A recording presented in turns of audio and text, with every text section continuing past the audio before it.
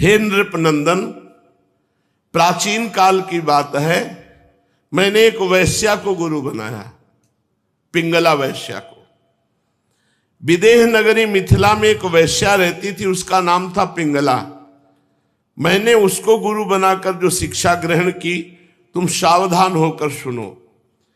वो स्वेच्छाचारिणी तो थी ही, स्वेच्छाचारिणी मतलब रोज नए नए पुरुषों से व्यभिचार करना, और रूपवती भी थी, और मिथिला नगरी में रहती थी, ज्ञानियों की नगरी में।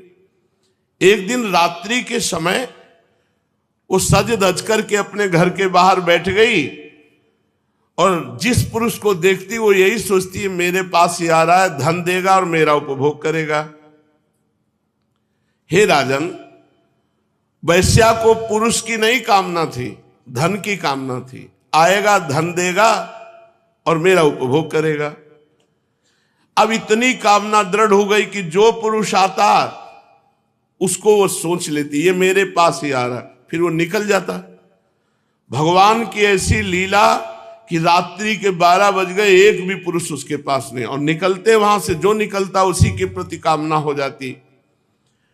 वो संकेत जीवनी वैश्या ये सोचती कि अब की बार कोई आएगा, अब की बार कोई आएगा, हृदय जलने लगा। उसके चित्त की ये दुराशा इतनी बढ़ गई कि दरवाजे पर खड़ी होकर के बस उसी रास्ते को देखती रही। ना नींद है, न भूख है, न प्यास है, केवल वह धनी पुरुष आ जाए। आधी रात हो गई। राजन, सचमुच आशा, वो भी धन की, भोग की, बहुत बुरी है। धनी की बाट जोहते जोहते उसका मुख सूख गया, चित्त व्याकुल हो गया। भगवान की कृपा से उसे बड़ा वैराग्य हुआ इस वृत्ति से। बड़ी दुख बुद्धि हो गई कि घृणा आ रही अपने जीवन पर। मैं शाम से बैठी हूं, हर पुरुष को देख रही हूं गंदी दृष्टि से। वैराग्य की भावना जागृत हुई और उसने एक गीत गाया, वो मैं तुम्हें सुनाता हूं। राजन, मनुष्य आशा की फांसी पर लटक रहा है। इसको तलवार की तरह काटने वाली यदि कोई वस्तु है तो केवल वैराग्य है।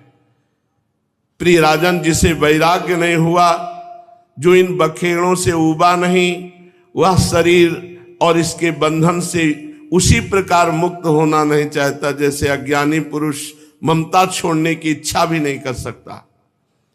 पिंगला ने ये गीत गाया, अहो में मोह विततिं पश्यता विजितात्मनः, या कांता दशतः कामम कामयेन बालिशा, संतम समीपे रमणम रतिप्रदम, वित्तप्रदम नित्यमिमं विहाय, अकामदम दुख भयादि शोक, मोहप्रदम तुच्छमहं भजेज्ञा।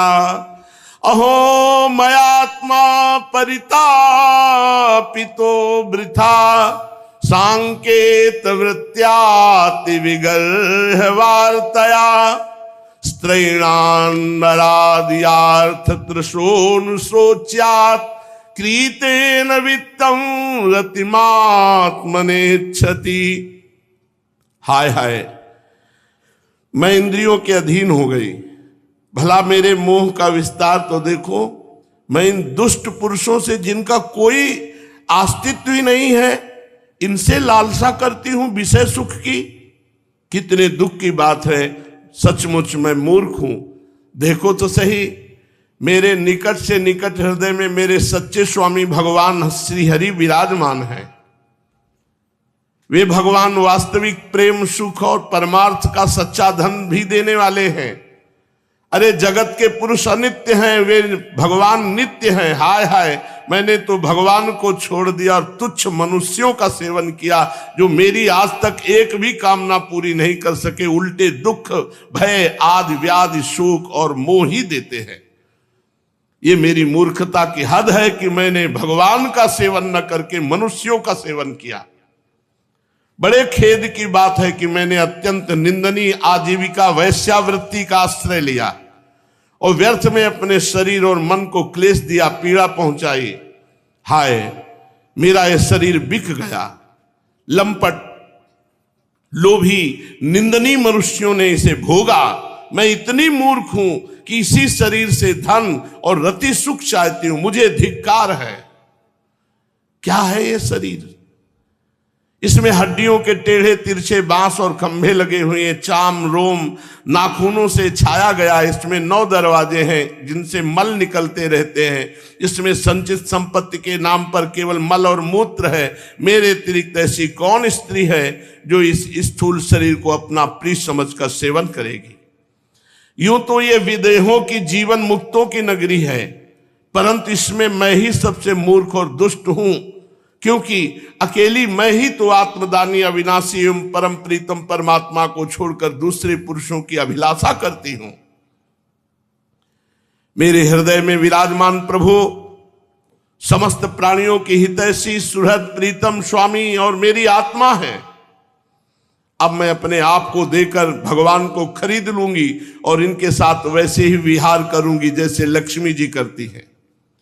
अरे मेरे मूर्ख चित्त, तू बतला तो सही, जगत के विषय भोगों ने और उनके देने वाले पुरुषों ने तुझे कितना सुख दिया है? अरे वो स्वयं पैदा होते हैं और मर जाते हैं, वो मुझे क्या सुख देंगे? मैं केवल अपनी ही बात नहीं कहती, केवल मनुष्यों की भी नहीं, क्या देवताओं ने भी भोगों के द्वारा अपनी पत्नियों को संतुष्ट कर दिया? वे बेचारे तो स्वयं काल के गाल में पड़े पड़े करा रहे हैं। अवश्य ही मेरे किसी शुभ कर्म का उदय हुआ और भगवान मुझ पर प्रसन्न हुए, तभी तो दुराशा से मुझे इस प्रकार वैराग्य हुआ। अवश्य आज मेरा परम सुखमय दिन है कि मुझे संसार से वैराग्य हो गया। यदि मैं मंदभागिनी होती तो मुझे ऐसे दुख ही ना उठाने पड़ते जिनसे वैराग्य होता है। मनुष्य वैराग्य के द्वारा ही घर आदि के सब संबंधों को काटकर शांति लाभ करता है। अब मैं भगवान का ये कृपा उपकार आदर पूर्वक सिर झुकाकर स्वीकार करती हूं और आज के बाद नियम लेती हूं कि विषयों की दुराशा को कभी स्वीकार नहीं करूंगी। कितना कृपा हुआ!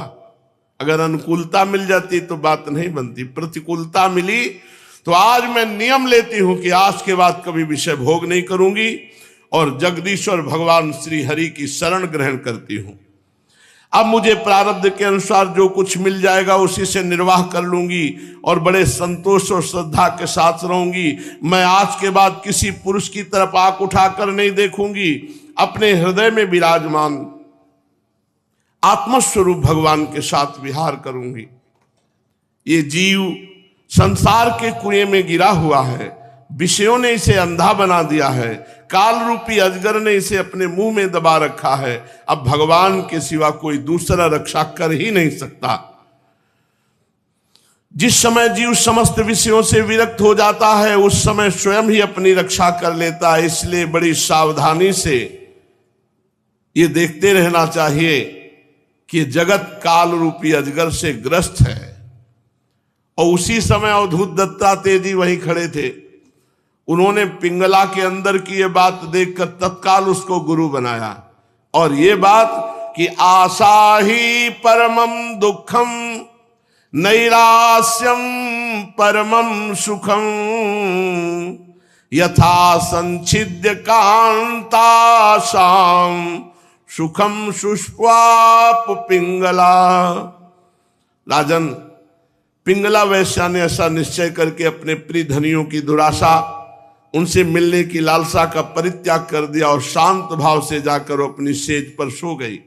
सचमुच आशा ही सबसे बड़ा दुख है और निराशा ही सबसे बड़ा सुख है, क्योंकि पिंगला वैश्या ने जब पुरुषों की आशा त्याग दी तभी वो सुख से सो पाई। तो मैंने पिंगला को गुरु बनाया। अब आगे के जो और 24 गुरुओं की चर्चा है वो आगे। श्री राधा।